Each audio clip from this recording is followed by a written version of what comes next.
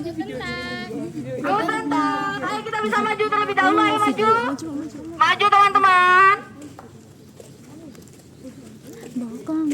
Ya, kita bisa maju selagi melihat sisi ke sisi Candi Singasari ini. Ayo maju. Oke. Haida, we're in Candi Singasari. Oke, my nama is Amalia und das ist meine Partnerin. Majaya. Heute, heute begleiten wir die gemeinsam Ihnen die religiöse und philosophische. Bahkan. Oke, teman-teman bisa maju teman-teman. Maju, maju, maju. Ayo yang belakang bisa maju terlebih dahulu. Ayo, ayo, ayo. Jadi di sini kita membahas tentang filosofi dan religius dari segi Candi Singasari ini. Jadi Candi Singasari ini dibangun sebagai bentuk pendarmaan untuk Raja Kartanegara karena beliau telah mencapai tingkat spiritualitasan yang tinggi.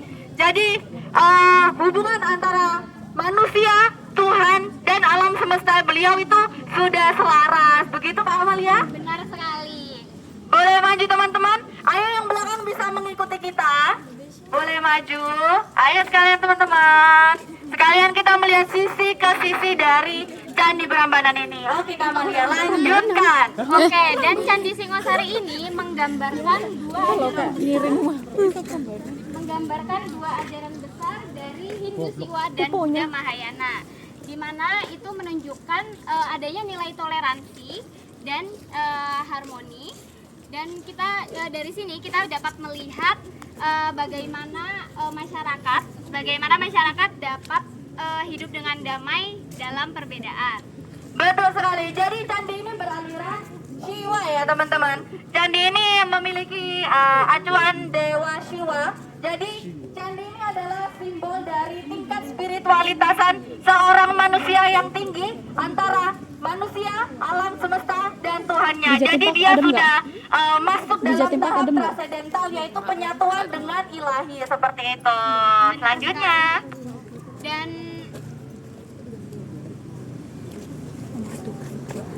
Oke. Jadi teman-teman bisa dilihat ini candinya bentuknya bagaimana bentuknya teman-teman? Bisa ada yang menjawab? Menjulang tinggi ke atas yang menandakan Gunung Meru, yaitu menandakan tingkat spiritualitasan dan tingkat religius yang sangat tinggi kepada sang ilahi seperti itu. Dan bisa kita lihat nih Kak Amalia, di dalam sini ada pintu masuk ke dalam candi. Ini biasanya dibuat untuk berdoa, dibuat untuk menghormati leluhur teman-teman. Di situ ada patung Dewa Shiva, Lingga sama Yoni. Terus ada juga payung-payung yang menghiasi candi di dalamnya seperti itu teman-teman. nah, dari segi filsafat, candi ini menggambarkan perjalanan hidup manusia yang menuju kesempurnaan, di mana Raja Kertanegara ini dipercaya mencapai moksa atau kebebasan betul sekali.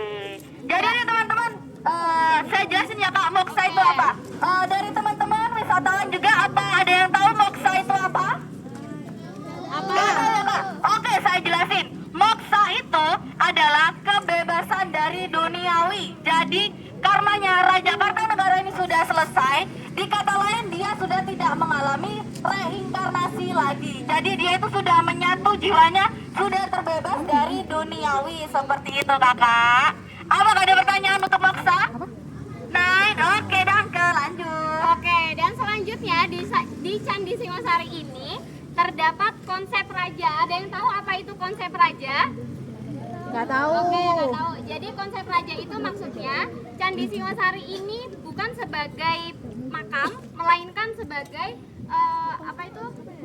penghormatan, pendarmaan, dan pilar komis untuk Raja Kertanegara, di mana Raja Kertanegara ini sebagai raja terakhir di Candi Singosari. Betul, jadi secara tidak langsung monumen ini, candi ini adalah sebagai simbol kebijaksanaan dari seorang raja, simbol keharmonisan dari seorang manusia ke Tuhannya. Dan Amalia, di sini ada artefak. Teman-teman boleh balik badan?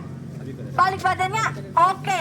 Di situ ada artefak peninggalan dari zaman Raja Kartanegara. Di situ yang paling tinggi, coba lihat ada patung Dewi Durga. Di sini teman-teman itu sering menganggap kalau nenek moyang atau leluhur kita itu menyembah berhala. Enggak ya teman-teman.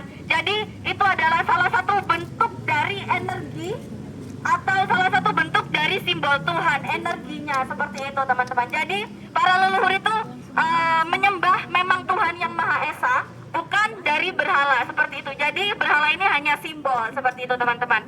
Dan di sebelah kiri itu ada arca Dwarapala yang sudah teman-teman jelaskan sebelumnya. Nah itu aslinya diletakkan di sisi kanan candi sebagai pelindung. Tapi karena ada urusan yang cukup konsisten dan intensif, jadi arca Dwarapala ini dipindahkan ke sisi sana. Nanti teman-teman bisa melihat gitu. Oke, dan selanjutnya kita akan membahas tentang fragmen batu, relief, dan sisa struktur yang ditemukan dapat membantu kita memahami bagaimana teknik bangunan dari Candi Singosari ini ya Kak Pajaya. Betul Nah, banget. ada yang tahu nggak apa sih fragmen batu itu? Nah, jadi fragmen batu itu adalah sisa-sisa atau potongan-potongan batu dari bangunan candi atau arca yang runtuh. Seperti itu. Kemudian relief. Tadi ada yang masih ingat relief itu apa? Ada yang masih ingat nggak relief itu apa? Benar sekali. Beda sekali. Relief adalah pahatan-pahatan dan di Candi Singosari ini ada 4 pahatan. Yang pertama ada flora dan fauna. Jadi pahatan tentang seperti ada bunga-bunga dan gambar-gambar seperti hewan singa dan gajah. Nah, yang kedua ada relief naratif. Relief naratif itu adalah yang menceritakan tentang mitologi Hindu seperti Arjuna Wiwaha. Di mana Arjuna Wiwaha ini menggambarkan pahlawan yang bernama Arjuna yang melawan raksasa. Nah, kemudian ada simbol artualistik yang mana simbol artualistik ini menggambarkan tentang perpaduan antara ajaran Hindu dan Buddha. Betul sekali. Jadi teman-teman bisa dilihat fragmen yang sebelah sana teman-teman. Itu adalah awal fondasi dari candi. Jadi leluhur kita itu bangun candi itu tanpa lem, tanpa semen, tanpa berkat apapun. Jadi bisa sekokoh ini dan bertahan sampai sekarang. Hebat banget gak itu? Wow, super. Iya, super sekali, super. Nah, dari penjelasan yang sudah kami jelaskan dan teman-teman sebelumnya menjelaskan, apakah anak ada pertanyaan? Give us eine Frage. Nine. Oke, Nine. Berhubung materinya sudah selesai nih Kak, ke pemanduan. Nah, gimana kalau kita beri kalian kesempatan 10 menit untuk berkeliling sekaligus berfoto-foto dengan candi dan arca dengan Bisa berfoto dengan betul. ini simbol yang ada muka kala. Muka kala itu apa namanya pahatan yang tadi sudah dibahas, pahatan yang wajah-wajah seram, di mana itu dipercaya dapat